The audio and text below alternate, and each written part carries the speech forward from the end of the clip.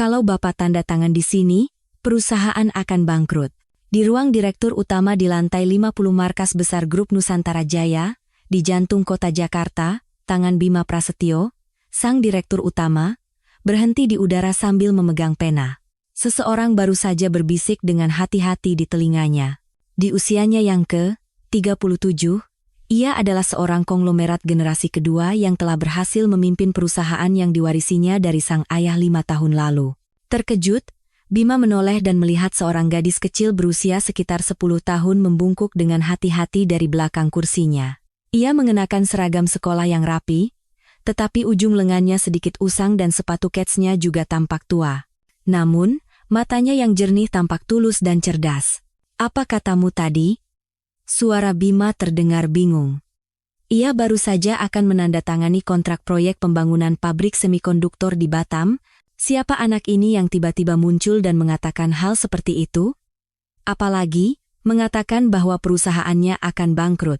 Kontrak ini, Pak, di halaman 5 tertulis 500 miliar, tetapi di halaman terakhir tertulis 780 miliar. Angkanya berbeda 280 miliar rupiah dalam kontrak yang sama. Mendengar ucapan gadis itu, wajah Bima menjadi pucat pasi. Ia segera memeriksa kontrak itu dan benar saja. Angkanya berbeda. Selisih 280 miliar rupiah.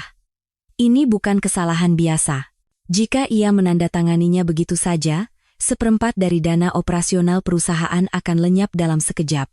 Bima merasakan keringat dingin mengalir di punggungnya. Hampir saja ia membuat kesalahan fatal. Tapi, apakah ini benar-benar sebuah kesalahan? "Siapa namamu?"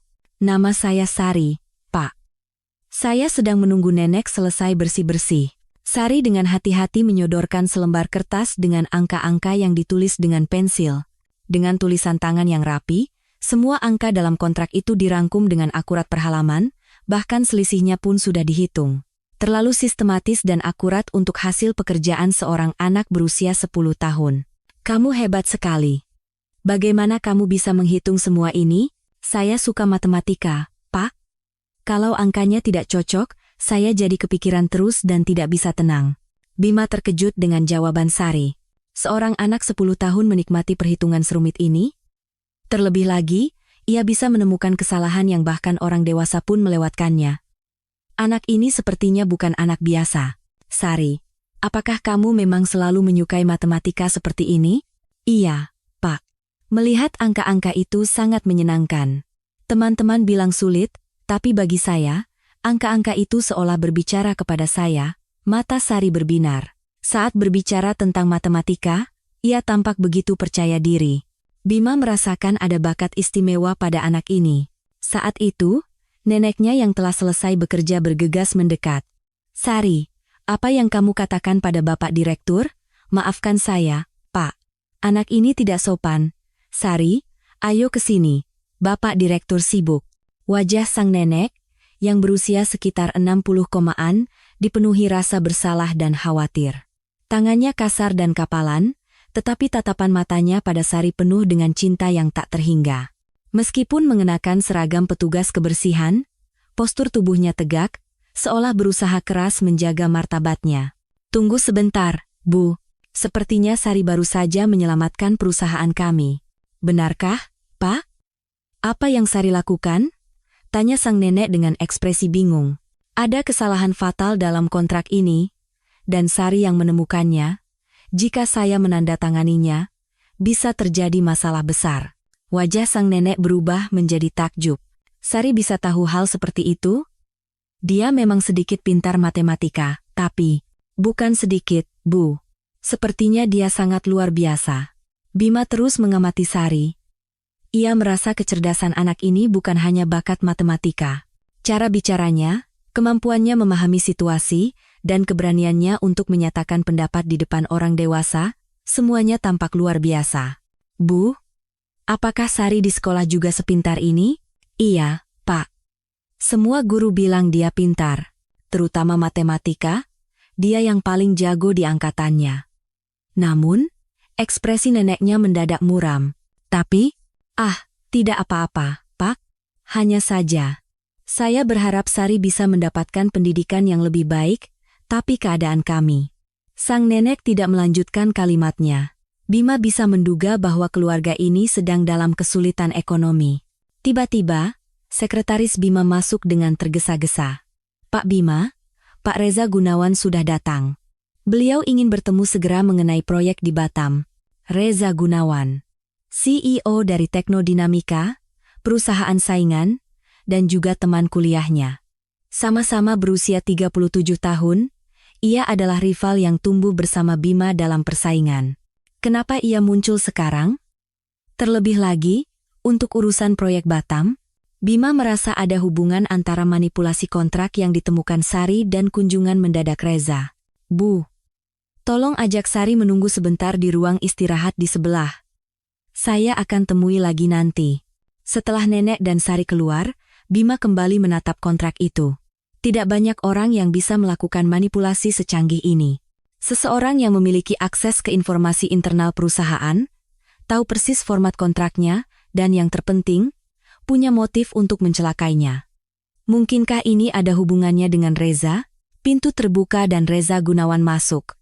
Perawakannya tinggi dan tampan, mengenakan setelan mahal, tetapi di mata Bima ada sesuatu yang tidak wajar. Ekspresinya tampak lebih kaku dan tegang dari biasanya. Bima, lama tidak bertemu. Apa kabar? Bisnismu lancar? Reza, tumben sekali kamu datang. Ada urusan apa dengan proyek Batam? Itu. Kami juga sedang mempertimbangkan untuk ekspansi ke Batam. Kupikir, mungkin ada cara kita bisa bekerja sama. Jawaban Reza terdengar janggal. Aneh sekali dia yang biasanya bersaing ketat tiba-tiba menawarkan kerjasama. Bekerja sama? Sejak kapan kita jadi teman seperti itu? Bima tersenyum penuh arti. Yah, pasar sedang sulit akhir-akhir ini, bukankah lebih baik kita saling membantu? Ngomong-ngomong, bagaimana perkembangan kontraknya? Bima tidak melewatkan pandangan sekilas Reza ke arah kontrak di atas mejanya. Ada yang mencurigakan.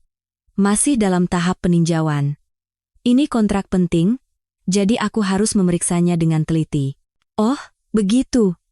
Ya, kurasa tidak akan ada masalah. Perusahaan di Batam kebanyakan bisa dipercaya, kok. Ada nada ketegangan yang aneh dalam suara Reza, seolah ia sedang mencoba memastikan sesuatu. Begitukah? Tetap saja harus hati-hati. Kudengar banyak penipuan akhir-akhir ini. Saat Bima berkata dengan nada penuh arti, ekspresi Reza sejenak menegang, namun ia cepat-cepat menutupinya dengan tawa. Tentu saja. Harus hati-hati. Kalau begitu hubungi aku jika sudah ada keputusan. Siapa tahu kami bisa membantu. Terima kasih. Tapi, Reza, bagaimana kamu tahu tentang proyek Batam ini? Sejauh ini belum diumumkan secara publik. Mendengar pertanyaan Bima, Reza tampak sedikit terkejut. Itu, kau tahu kan? Dunia bisnis ini kecil. Aku dengar dari rumor. Bukankah ini sudah jadi rahasia umum? Benarkah? Padahal kupikir aku menjalankannya dengan cukup rahasia. Suasana menjadi tegang. Reza tersenyum canggung sambil melihat jam tangannya. Wah, sudah jam segini. Aku harus pergi. Semoga kau mengambil keputusan yang baik. Terima kasih. Hati-hati di jalan. Setelah Reza pergi, Bima tenggelam dalam pikirannya. Terlalu banyak yang terjadi hari ini, penemuan manipulasi kontrak, pertemuan dengan gadis pintar bernama Sari, dan kemunculan Reza yang mencurigakan. Bima merasa secara intuitif bahwa semua ini bukan kebetulan, terutama tingkah laku Reza yang sangat aneh. Bagaimana ia tahu tentang proyek Batam? Mengapa ia muncul tepat di hari penandatanganan kontrak, dan tatapan sekilasnya ke arah kontrak itu? Namun, yang paling mengusik pikirannya adalah Sari. Fakta bahwa gadis kecil ini telah menyelamatkan perusahaannya sudah cukup mengejutkan, tetapi ada perasaan yang lebih istimewa. Kecerdasannya, keberaniannya, dan perasaan yang entah kenapa terasa akrab. Bima berjalan menuju ruang istirahat tempat Sari dan neneknya menunggu. Ia ingin tahu lebih banyak tentang anak ini. Dan jika mereka benar-benar membutuhkan bantuan, mungkin ada sesuatu yang bisa ia lakukan. Takdir terkadang datang pada saat yang paling tidak terduga, dalam wujud yang paling tidak terduga. Bima belum tahu bahwa gadis kecil yang ditemuinya hari ini akan mengubah seluruh hidupnya. Sebelum membuka pintu ruang istirahat, Bima berhenti sejenak. Entah kenapa, Jantungnya berdebar kencang, seolah sedang menghadapi momen terpenting dalam hidupnya. Pemandangan yang dilihat Bima saat membuka pintu menghangatkan hatinya.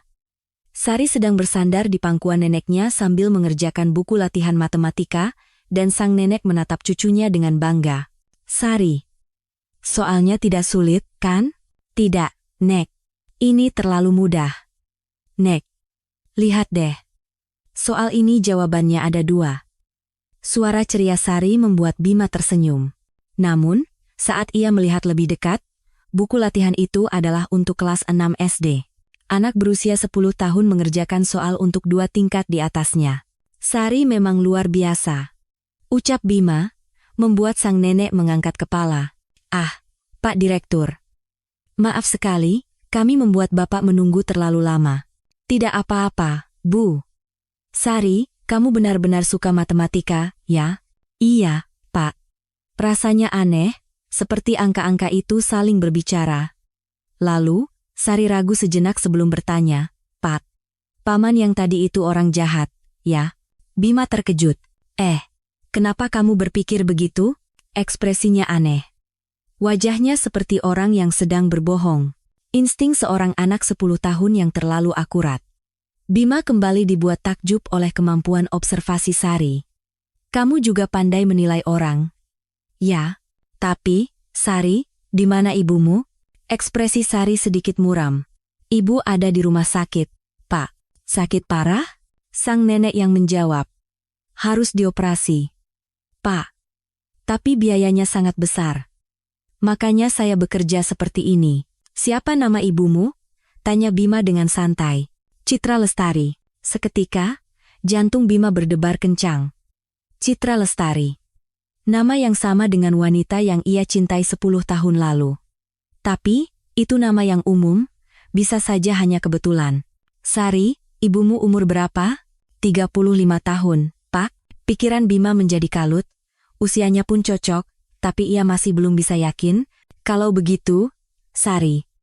Bima bertanya dengan hati-hati, ayahmu. Wajah Sari seketika menjadi muram. Saya tidak punya ayah, Sari. Sang nenek cepat-cepat menyela. Tidak baik bicara seperti itu pada Bapak Direktur. Tidak apa-apa, Bu. Tapi, Sari, kamu punya kebiasaan menyentuh telinga saat berpikir ya. Begitu Bima berkata. Sari tanpa sadar menurunkan tangan yang sedang menyentuh telinganya. Kebiasaan yang sama persis dengan yang dimiliki Citra. Benarkah, Pak? Iya. Kebiasaan yang lucu. Oh ya. Apa ada luka di lenganmu? Kamu terus-terusan menarik lengan bajumu. Bima memperhatikan Sari yang tanpa sadar menutupi lengan kirinya. Tidak ada apa-apa. Pak, kalau ada luka, harus ke dokter. Boleh paman lihat? Sari ragu-ragu, lalu sedikit menggulung lengan bajunya. Saat itu, Bima merasa napasnya tercekat. Di bagian dalam lengan kirinya, ada tanda lahir samar berbentuk hati. Di lokasi yang sama, dengan bentuk yang sama persis seperti yang dimiliki Citra 10 tahun lalu. Jantung Bima mulai berdebar kencang. Nama, usia, kebiasaan, dan tanda lahir. Ini semua tidak mungkin kebetulan, Bu. Kalau boleh tahu, Ibu Sari dulu kuliah di mana? Di Universitas Indonesia, jurusan matematika. Dia anak yang sangat pintar. Kenapa Bapak bertanya? Ingatan Bima melayang ke 10 tahun lalu. Pertemuan pertamanya dengan Citra di perpustakaan kampus. Dia mahasiswi tingkat 3 jurusan matematika. Kebiasaan lucunya menyentuh telinga saat berpikir, dan tanda lahir berbentuk hati di lengan kirinya. Mungkinkah? Suara Bima bergetar. Kapan Sari lahir? Bulan Januari 2014, Pak. Jawab sang nenek. Bima menghitung cepat. April 2013, 3 bulan setelah ia dan Citra putus, jika saat itu Citra hamil. Pak, kenapa ekspresi Bapak begitu terkejut? Tanya sang nenek dengan cemas. Tidak apa-apa, Bu. Saya hanya terkejut karena Sari sangat pintar. Namun, pikiran Bima dipenuhi kekacauan. Apakah Sari benar-benar putrinya? Jika iya, mengapa Citra membesarkan anak itu sendirian? Mengapa ia tidak memberitahunya? Saat itu, ponsel Bima berdering. Panggilan dari sekretarisnya. Pak Bima, Ada situasi darurat terkait proyek Batam. Bapak harus segera kembali. Baik. Saya segera ke sana. Bima menatap nenek dan Sari. Bu, maaf sekali, ada urusan mendadak. Sari, terima kasih banyak untuk hari ini. Berkat kamu, aku terhindar dari masalah besar. Bukan apa-apa, Pak. Angka yang salahkan cepat terlihat. Sari tersenyum cerah, membuat hati Bima menghangat. Jika anak ini benar-benar putrinya. Sari, besok ada waktu? Mau makan siang bersama nenek? Benarkah, Pak? Mau. Mata Sari berbinar. Sang nenek masih tampak sungkan, tetapi tersenyum melihat Sari begitu senang. Saat Bima kembali ke ruangannya, sekretarisnya sudah menunggu dengan wajah cemas. Pak, pihak dari Batam menghubungi, mereka bilang ada masalah dengan isi kontrak dan meminta peninjauan ulang secara keseluruhan. Apa? Kenapa tiba-tiba? Sepertinya ada yang memberitahu pihak Batam bahwa ada kesalahan dalam kontrak kita. Bima langsung teringat pada Reza. Setelah manipulasi kontraknya ketahuan, sekarang ia mencoba untuk menggagalkan proyeknya sama sekali. Coba hubungi langsung penanggung jawab di Batam. Cari tahu persis siapa yang bicara dan apa yang mereka katakan. Baik, Pak. 30 menit kemudian, sang sekretaris kembali melapor. Pak, mereka bilang dihubungi oleh pihak Teknodinamika, katanya. Ada cacat serius dalam kontrak kita dan mereka menawarkan diri untuk mengambil alih proyek tersebut. Bima mengepalkan tangannya. Reza, beraninya dia. Tepat saat itu, telepon dari Reza masuk. Bima, sepertinya kontrak Batammu bermasalah. Iya, kan sudah kuperingatkan untuk hati-hati. Reza, ini perbuatanmu, kan? Apa maksudmu? Aku hanya khawatir sebagai teman. Tapi, karena sudah begini, bagaimana kalau kami yang mengambil alih proyeknya? Aku pastikan kau tidak akan rugi. Suara Reza terdengar mengejek. Bima merasa amarahnya memuncak, tetapi ia menjawab dengan tenang. Tawaran yang bagus, tapi kami akan urus sendiri. Baiklah. Kalau begitu. Oh ya. Bima, apa? Kudengar ada nenek-nenek petugas kebersihan dan seorang anak cantik yang sering ke kantormu. Katanya anaknya pintar sekali. Tekanan darah Bima naik. Fakta bahwa Reza tahu tentang Sari dan neneknya membuatnya cemas. Apa urusanmu dengan mereka? Ah, tidak ada urusan, hanya penasaran. Tapi kudengar putri dari nenek itu sakit, ya? Biaya rumah sakitnya besar. Kasihan sekali. Fakta bahwa Reza bahkan tahu kondisi Citra membuat Bima merinding. Reza, aku tidak tahu apa maumu, tapi jangan macam-macam. Aku tidak melakukan apa-apa. Hanya khawatir. Sebagai teman. Tapi, Bima, anak itu, agak mirip denganmu, ya? Setelah menutup telepon, seluruh tubuh Bima gemetar. Sepertinya Reza tahu kemungkinan Sari adalah putrinya. Kalau begitu, ini bukan lagi sekadar persaingan bisnis, tetapi balas dendam pribadi. Bima segera mengambil keputusan. Ia harus melindungi Sari, neneknya, dan Citra. Dan ia harus memastikan apakah Sari benar-benar putrinya. Pak Tono. Panggilnya pada asistennya. Iya, Pak. Ada hal pribadi yang harus kamu selidiki. Tentang seseorang bernama Citra Lestari, usia 35 tahun, saat ini dirawat di rumah sakit. Cari tahu di rumah sakit mana, kondisinya bagaimana, lakukan dengan sangat hati-hati. Baik, Pak. Dan selidiki juga pergerakan Reza Gunawan akhir-akhir ini. Sepertinya dia merencanakan sesuatu. Bima menatap keluar jendela sambil berpikir. Penyesalan terbesarnya adalah melepaskan Citra 10 tahun lalu karena tentangan ibunya. Dan sekarang, putri Citra dan mungkin juga putrinya muncul. Rasanya takdir begitu aneh. Fakta bahwa Sari yang menemukan kesalahan kontrak dan menghentikan rencana jahat Reza, semua itu sepertinya bukan kebetulan. Tapi yang terpenting adalah Citra. Bisakah mereka bertemu lagi setelah 10 tahun? Apa yang Citra pikirkan tentangnya? Dan jika Sari benar-benar putrinya, apa yang harus ia lakukan? Pikiran Bima dipenuhi pertanyaan.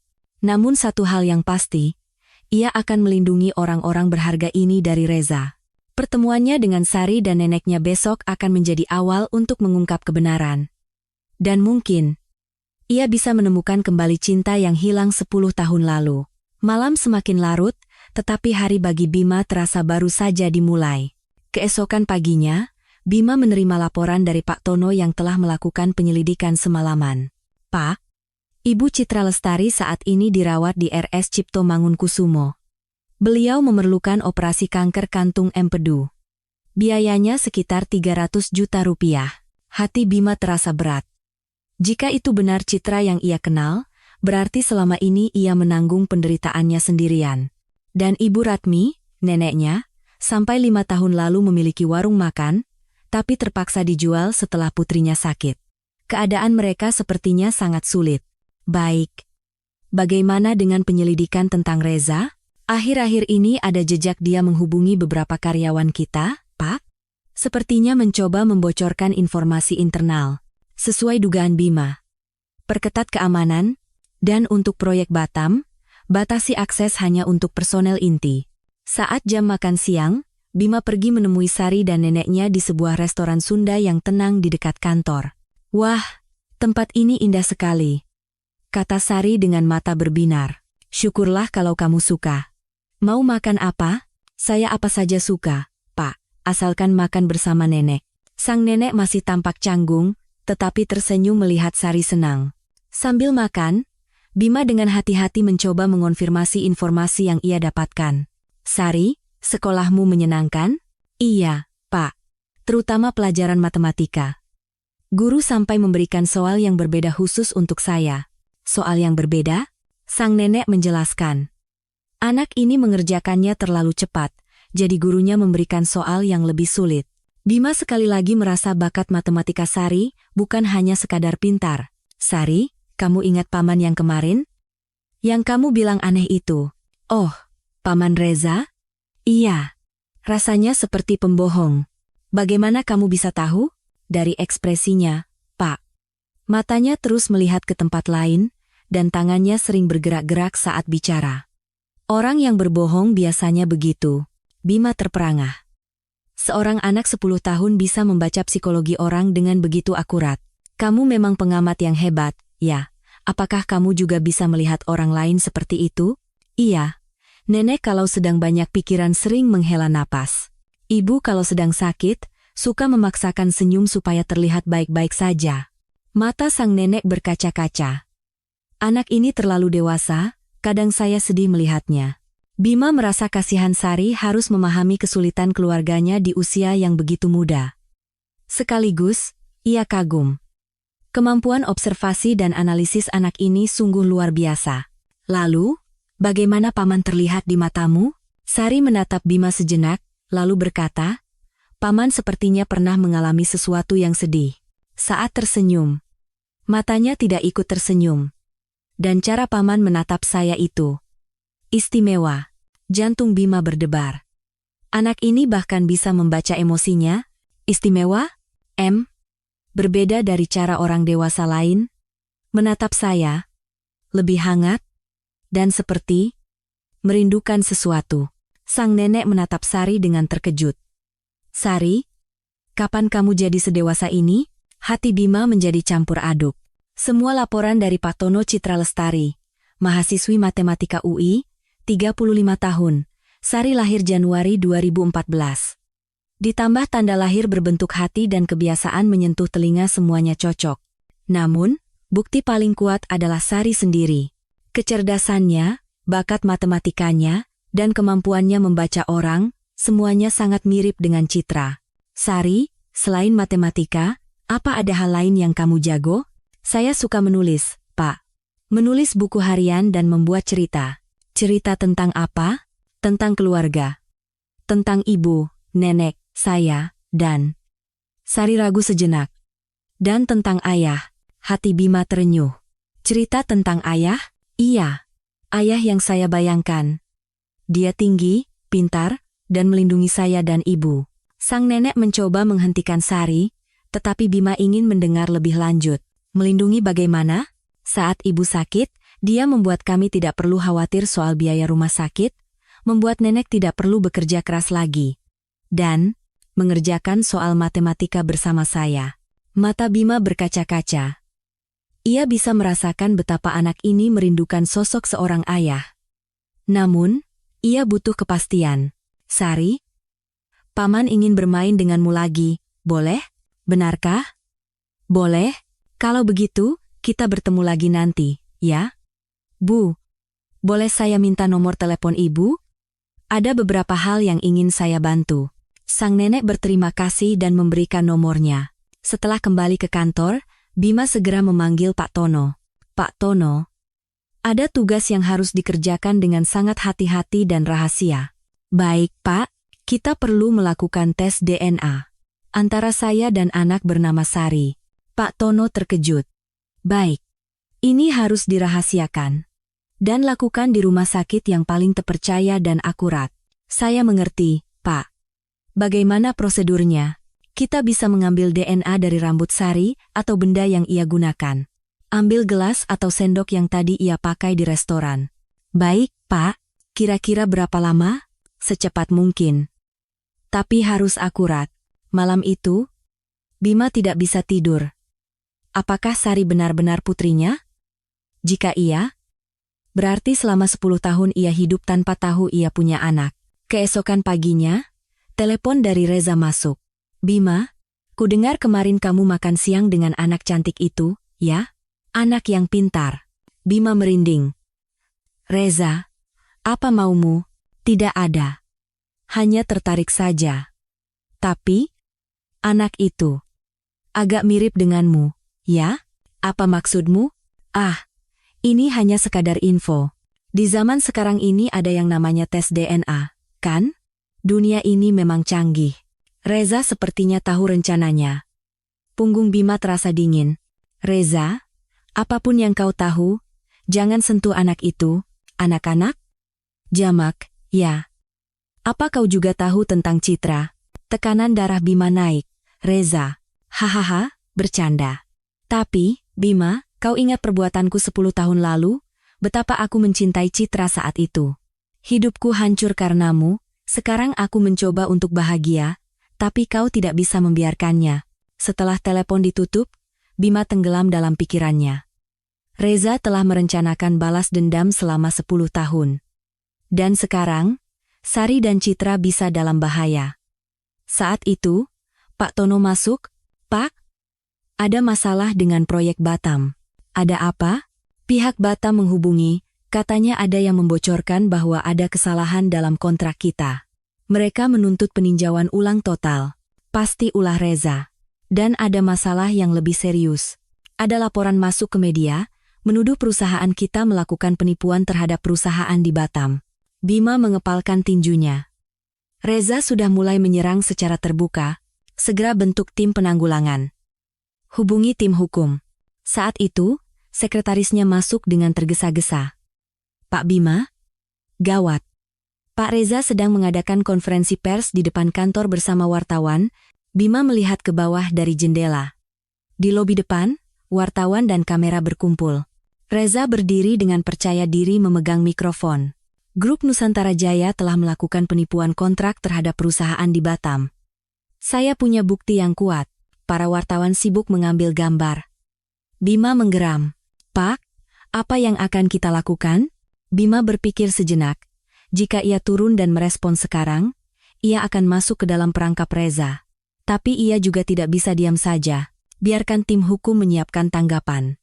Aku akan memikirkan cara lain. Yang terpenting adalah melindungi Sari, neneknya, dan Citra. Hasil tes DNA baru akan keluar beberapa hari lagi, dan ia tidak tahu apa yang akan dilakukan Reza sebelum itu. Bima segera memanggil kepala keamanan. Tempatkan pengawal 24 jam untuk Ibu Ratmi dan Sari. Jangan sampai terlihat mencolok, tapi pastikan mereka aman. Baik, Pak. Begitu juga dengan Ibu Citra Lestari di rumah sakit. Siap, Pak. Bima menatap keluar jendela. Penyesalan terbesarnya adalah melepaskan Citra 10 tahun lalu karena ibunya. Dan sekarang, konsekuensinya datang seperti ini. Jika Sari benar-benar putrinya, kali ini ia tidak akan melepaskannya. Siapapun itu, Reza atau yang lainnya, ia akan melindungi keluarganya. Tapi, hal pertama yang harus dilakukan adalah memastikan kebenaran. Waktu menunggu hasil tes DNA terasa sangat lama.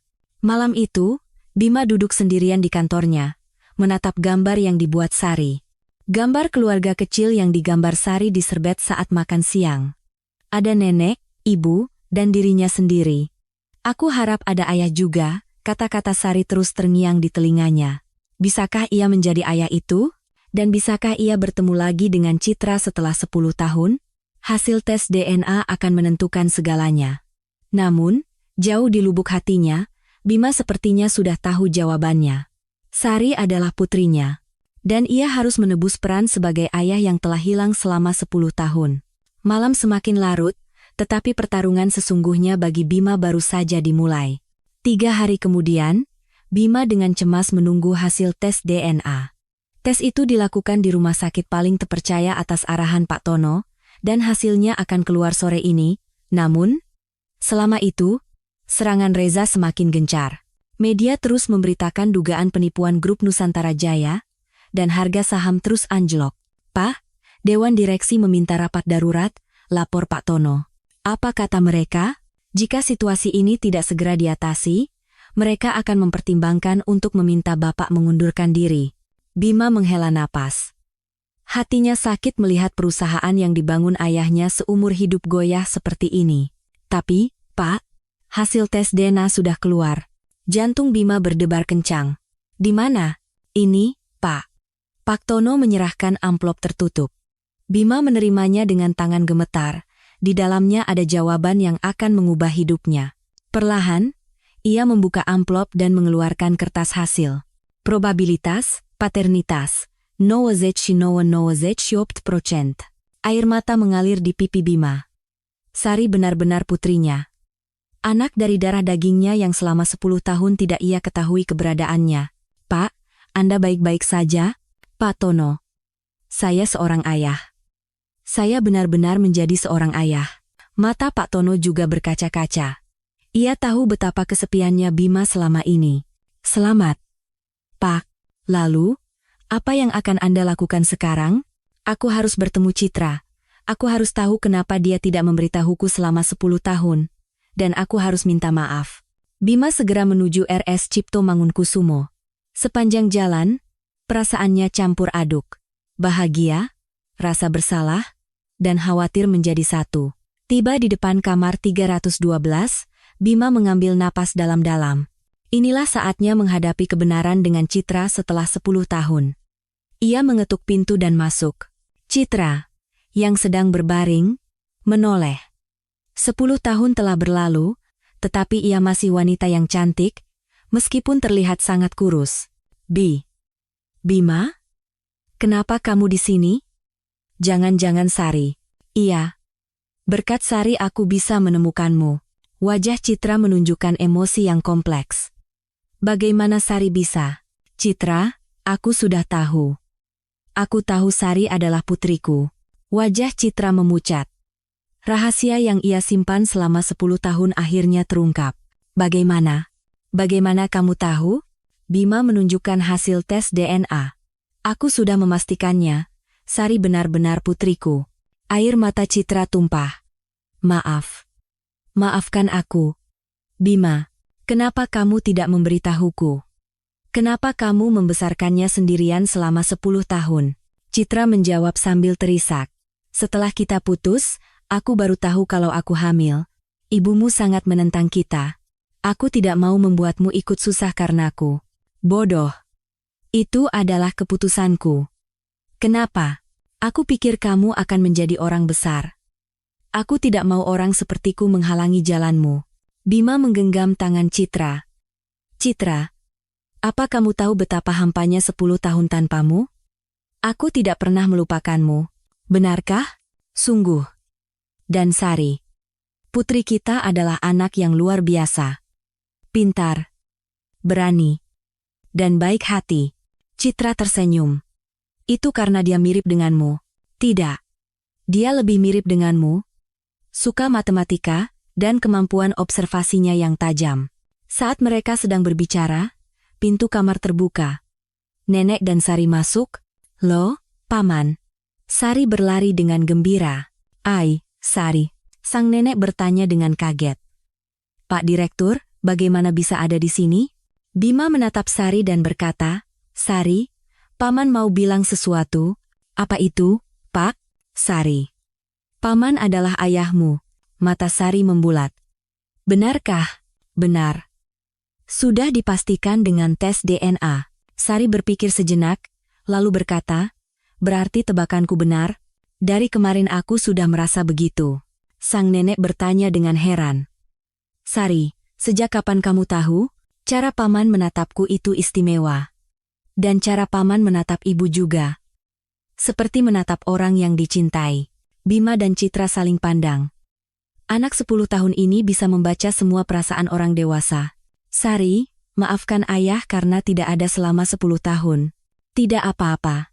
Ayah, kan sekarang sudah ketemu. Sari tersenyum cerah dan memeluk Bima. Saat itu, hati Bima terasa begitu hangat.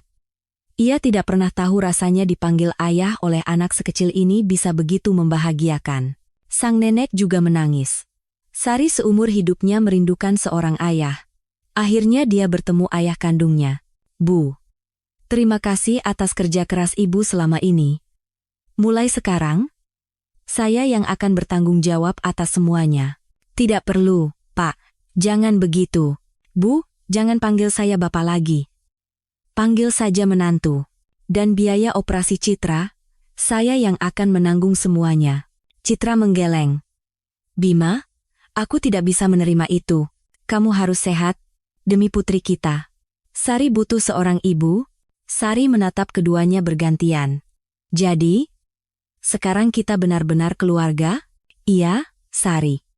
Sekarang kita benar-benar keluarga. Namun, momen haru itu tidak berlangsung lama. Ponsel Bima berdering. Halo, Pak. Gawat. Suara panik sekretarisnya. Pak Reza mengadakan konferensi pers lagi. Kali ini apa? Dia membongkar kehidupan pribadi Bapak. Katanya Bapak punya anak yang disembunyikan. Wajah Bima mengeras. Reza bahkan sudah mempublikasikan keberadaan Sari. Aku segera ke sana. Bima menutup telepon dan berkata dengan cemas, Citra, maaf. Gara-gara Reza, Sari bisa dalam bahaya. Reza? Reza Gunawan teman kuliahmu itu? Iya. Sepertinya dia sudah merencanakan balas dendam selama 10 tahun. Sekarang Sari jadi sasarannya. Wajah Citra memucat. Sari? Apa yang akan dia lakukan pada Sari? Aku tidak tahu. Tapi aku tidak akan membiarkannya terluka. Sari bertanya dengan cemas. Ayah? Apa paman jahat itu mau melakukan sesuatu lagi? Sari? Jangan khawatir. Ayah akan selesaikan semuanya. Bima menelepon kepala keamanan.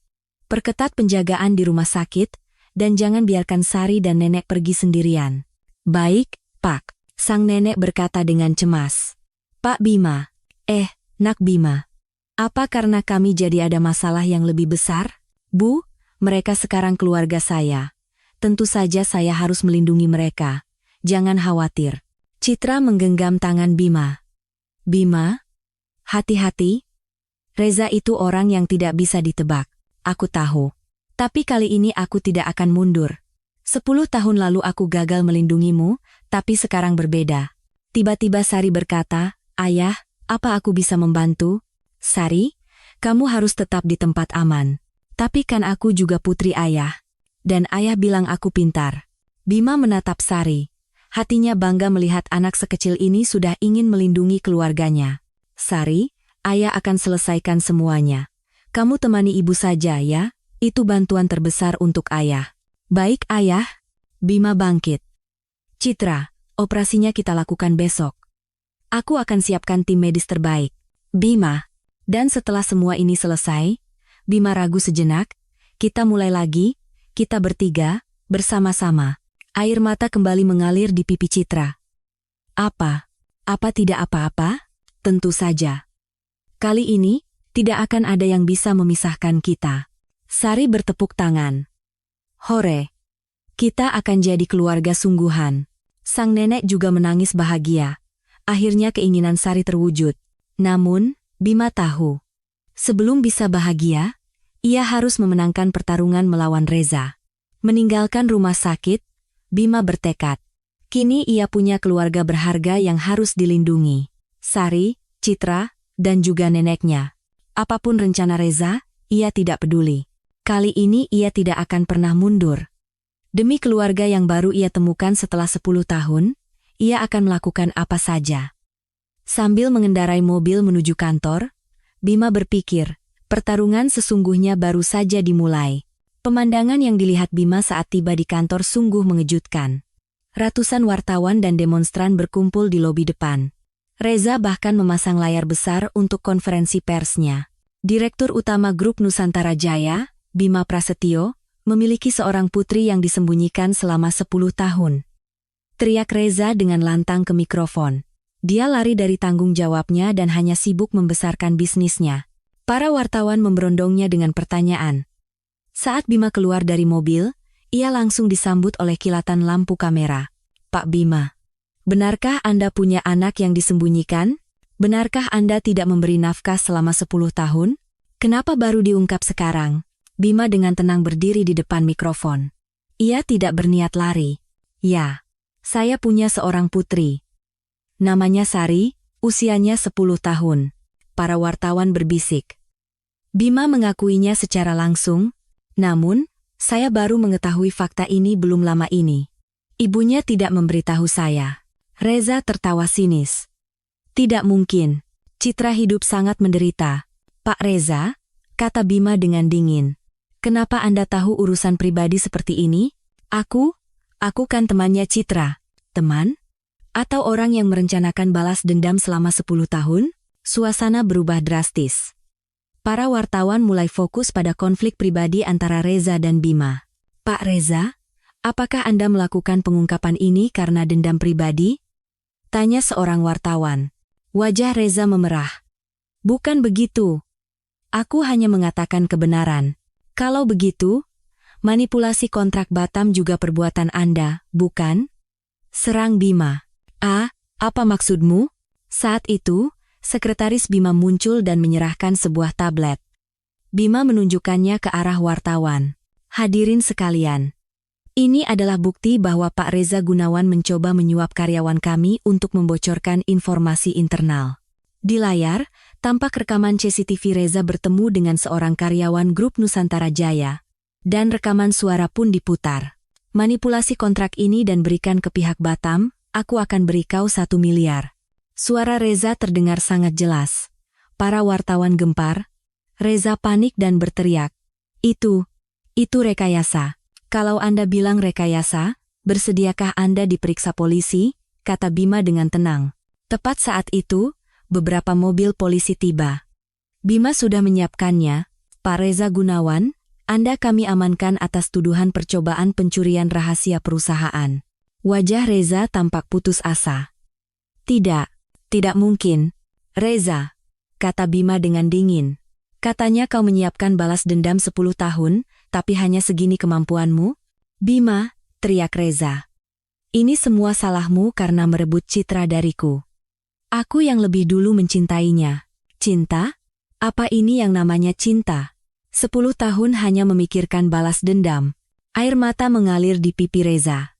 Kau punya segalanya. Uang? Jabatan? Kenapa Citra juga harus jadi milikmu? Reza? Suara Bima sedikit melunak. Citra bukan orang yang bisa direbut. Dia memilih sendiri. Tidak mungkin. Tidak mungkin.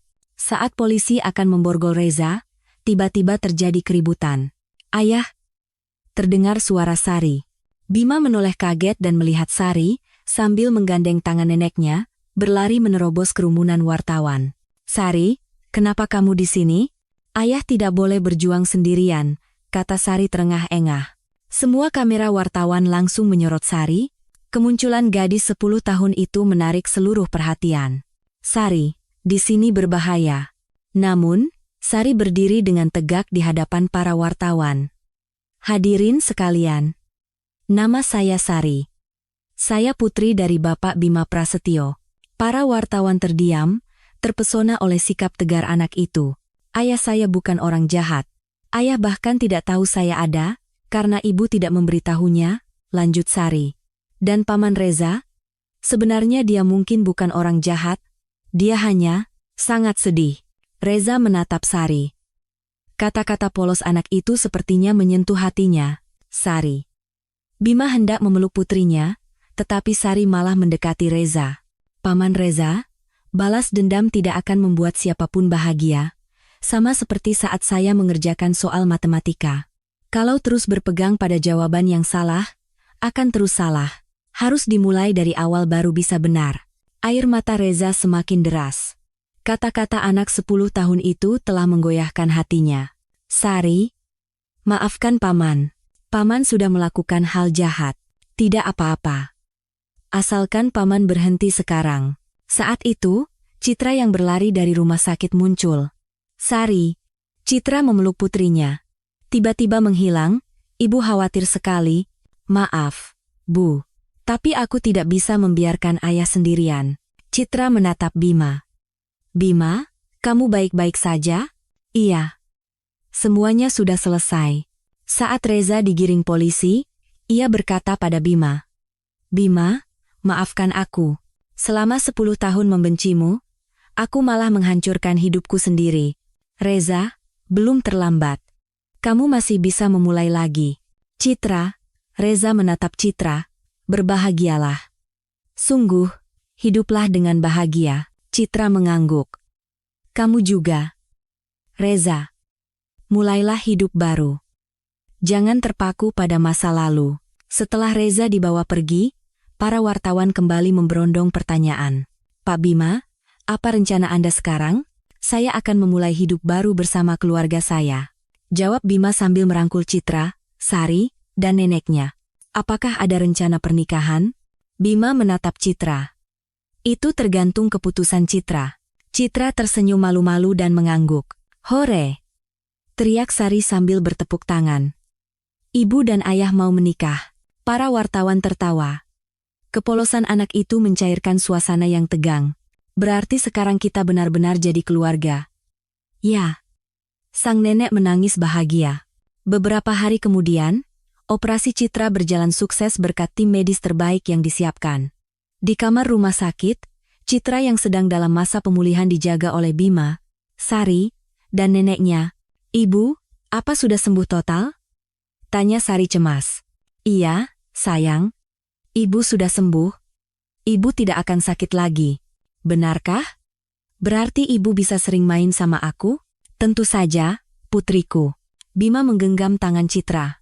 Citra, kamu sudah bekerja keras sendirian? Sekarang kan sudah tidak sendirian lagi. Kita sudah bertiga. Bukan. Berempat, kata sang nenek sambil tersenyum. Iya, berempat. Teriak Sari gembira. Malam itu, Bima berdiri di dekat jendela kamar rumah sakit, menatap pemandangan malam kota Jakarta. Ia telah menemukan kembali cinta yang hilang 10 tahun lalu, dan bahkan bertemu dengan seorang putri yang tidak ia ketahui. Lagi mikirin apa? Tanya Citra dari tempat tidur. Mikirin betapa beruntungnya kita. Kalau saja Sari tidak menemukan kesalahan di kontrak itu, kita mungkin tidak akan pernah bertemu. Citra tersenyum. Tapi akhirnya kita bertemu, kan? Itu yang penting. Sari menggeliat di tempat tidurnya yang kecil. Ayah? Ibu? Aku senang sekali. Kami juga, sayang. Tapi, ayah, aku mau tanya. Apa itu? Karena nenek juga keluarga kita. Berarti nenek tidak perlu bekerja lagi. Kan? Bima tertawa. Tentu saja. Nenek sekarang tugasnya hanya bermain dengan Sari. Sang nenek berkata dengan gembira. Sari, mulai sekarang nenek akan masakin makanan enak setiap hari. Wah, asyik. Demikianlah, keluarga baru beranggotakan 4 orang itu memulai hidup mereka. Reza menerima hukuman hukum, tetapi atas permintaan Bima, hukumannya diringankan. Setelah bebas, ia dikabarkan memulai hidup baru. Grup Nusantara Jaya juga berhasil melewati krisis dan menjadi perusahaan yang lebih transparan dan etis. Yang terpenting adalah Sari. Anak pintar itu tumbuh semakin ceria dan sehat dalam kasih sayang orang tuanya. Penemuan kecil seorang anak ternyata telah membawa perubahan yang sangat besar. 6 bulan kemudian, musim gugur di Jakarta terasa sangat indah. Di sebuah taman di tepi danau, sebuah pernikahan kecil sedang dilangsungkan. Bukan di gedung mewah, melainkan pernikahan sederhana namun hangat di tengah alam. Ibu cantik sekali. Puji Sari melihat Citra dalam gaun putih. Terima kasih, sayang. Putri ibu juga cantik sekali. Sari mengenakan gaun pengiring pengantin. Ia tampak begitu dewasa untuk usianya. Nek, aku sudah bagus kan? Tanya Sari pada neneknya sambil memegang keranjang bunga. Tentu. Cucu nenek pengiring pengantin tercantik. Sang nenek juga mengenakan kebaya yang anggun, dengan senyum bahagia di wajahnya. Tamu pernikahan tidak banyak. Hanya keluarga, teman dekat, dan beberapa karyawan perusahaan. Namun, semua orang memberikan restu yang tulus. Mempelai pria memasuki tempat upacara. Bima muncul dengan tuxedo. Ia tampak lebih dewasa dari 10 tahun lalu, tetapi wajahnya menunjukkan kegembiraan seorang remaja. Sari berjalan di depan sambil menabur kelopak bunga, sementara Citra berjalan perlahan digandeng oleh neneknya. Saat Bima melihat Citra, air mata mengalir di pipinya. Ayah menangis, bisik Sari. Para tamu tertawa. Kata-kata polos anak itu membuat suasana yang tegang menjadi lebih santai. Pendeta yang memimpin upacara berkata, Bima dan Citra, yang terpisah 10 tahun lalu, kini dipertemukan kembali melalui putri mereka. Sari, terkadang, sesuatu yang hilang bisa kembali sebagai anugerah yang lebih besar. Sekarang, silakan ucapkan janji suci kalian. Bima berbicara lebih dulu. Citra, maafkan aku karena tidak bisa melindungimu 10 tahun lalu. Betapa beratnya kamu membesarkan Sari sendirian. Mulai sekarang, aku tidak akan pernah membiarkanmu sendirian lagi. Aku akan membuatmu dan Sari bahagia selamanya. Citra juga menangis saat menjawab. Bima, pernah ada saat di mana aku membencimu. Tapi sambil membesarkan Sari, aku malah semakin merindukanmu. Sekarang, mari kita bertiga membangun keluarga baru bersama. Silakan tukarkan cincin. Sari maju membawa cincin. Momen spesial di mana anak mereka sendiri yang menyerahkan cincin. Ayah, ibu, sekarang kita benar-benar keluarga. Kata Sari dengan senyum cerah. Iya, sayang. Sekarang kita benar-benar keluarga. Anda boleh mencium mempelai wanita. Saat Bima dan Citra berciuman, Sari bertepuk tangan dan berteriak. Hore! Ayah dan ibu menikah. Para tamu bertepuk tangan dan tertawa. Ini adalah pernikahan paling ceria yang pernah mereka hadiri. Setelah upacara, di pesta kecil, Bima mengambil mikrofon. Terima kasih kepada semua yang telah hadir. Terutama, terima kasih banyak untuk putri kami, Sari. Tanpa anak ini, saya tidak akan bisa bertemu kembali dengan Citra. Sari tersenyum malu-malu. Dan untuk ibu, terima kasih telah menjaga Sari dan Citra selama 10 tahun. Sekarang, istirahatlah dengan tenang. Sang nenek menangis sambil bertepuk tangan. Pesta berakhir, dan keluarga baru itu menuju rumah baru mereka. Sebuah apartemen luas yang menghadap ke kota. Wah, besar sekali. Seru Sari takjub. Ada kamar untukmu juga. Coba lihat. Kata Bima. Kamar Sari dipenuhi meja belajar besar, rak buku, dan berbagai alat peraga matematika. Ayah, ini semua punyaku? Tentu. Supaya putri ayah bisa belajar lebih giat lagi. Terima kasih, ayah. Sari memeluk Bima dengan erat. Kamar untuk nenek juga sudah disiapkan. Kamar yang luas dan terang, dihiasi tanaman pot kesukaan nenek. Kenapa repot-repot begini? Sang nenek menangis. Bu, sekarang istirahatlah. Biarkan kami dan Sari yang merawat ibu. Malam itu, keempatnya duduk bersama di ruang keluarga, bercerita. Sari, bagaimana sekolah? Tanya Citra. Menyenangkan. Teman-teman suka minta diajari matematika. Dan guru bilang, berkat aku, pelajaran matematika jadi seru. Wah, putri kita hebat, ya. Ayah? Ibu. Aku mau tanya. Tanya apa saja. Sekarang namaku juga berubah, kan? Dari Sari, menjadi Sari Prasetyo. Bima dan Citra saling pandang. Sari, kalau kamu mau, bisa diubah, tapi kami tidak akan memaksa. Sari berpikir sejenak. Aku mau jadi Sari Prasetyo. Aku mau pakai nama keluarga ayah. Benarkah? Iya. Biar jadi keluarga yang utuh. Sang nenek tersenyum. Baiklah, Sari. Sekarang kamu jadi Sari Prasetyo, ya. Nenek tidak apa-apa? Tentu saja. Kalau kamu bahagia, nenek juga bahagia. Beberapa bulan kemudian, perubahan nama Sari selesai. Di sekolah, ia dipanggil Sari Prasetyo. Sari Prasetyo, mau ikut Olimpiade Matematika Nasional? Tawar wali kelasnya. Benarkah, Bu? Mau. Sari memenangkan juara pertama dalam Olimpiade Matematika Nasional tingkat SD, seluruh keluarga hadir di upacara penghargaan. Kepada pemenang, Sari Prasetyo, silakan sampaikan pidato kemenangan. Sari berdiri di depan mikrofon. Saya sangat bahagia. Berkat dukungan ayah, ibu, dan nenek, saya bisa berusaha keras. Dan awalnya saya menemukan kesalahan kontrak itu juga karena matematika. Matematika itu ajaib. Satu angka kecil bisa menciptakan perubahan besar. Untuk teman-teman yang suka matematika seperti saya, jangan menyerah, angka-angka itu ingin berbicara dengan kalian. Setelah upacara, seorang wartawan meminta wawancara. Sari, kisahmu menyelamatkan perusahaan ayahmu setahun lalu sangat terkenal, ya? Iya, Kak. Waktu itu rasanya ajaib, aku hanya bilang angkanya aneh, tapi berkat itu aku bisa menemukan keluargaku. Iya. Aku sangat beruntung. Kalau hari itu aku tidak melihat kontrak itu, mungkin aku tidak akan bertemu ayah. Bima mendekati Sari. Putri saya ini memang istimewa. Tapi yang paling istimewa bukanlah kemampuannya melihat angka, melainkan hatinya yang tulus.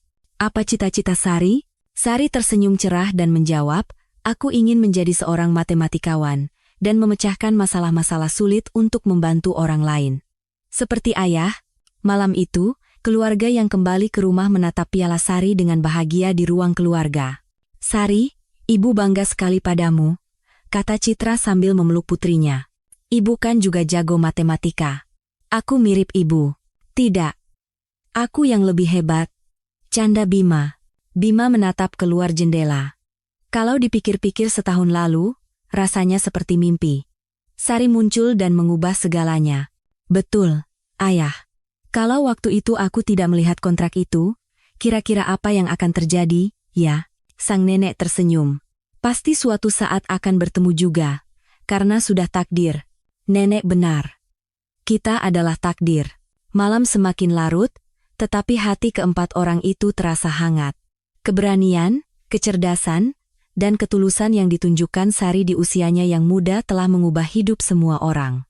Penemuan kecil seorang gadis kecil telah menciptakan perubahan besar dalam sebuah kisah yang indah. Dan ini bukanlah akhir, melainkan sebuah awal yang baru. Kisah tentang apalagi hal-hal hebat yang akan dilakukan oleh anak cerdas dan berani bernama Sari Prasetyo, dan kenangan indah apa yang akan diciptakan oleh keluarga yang hangat ini, cerita itu masih terus berlanjut.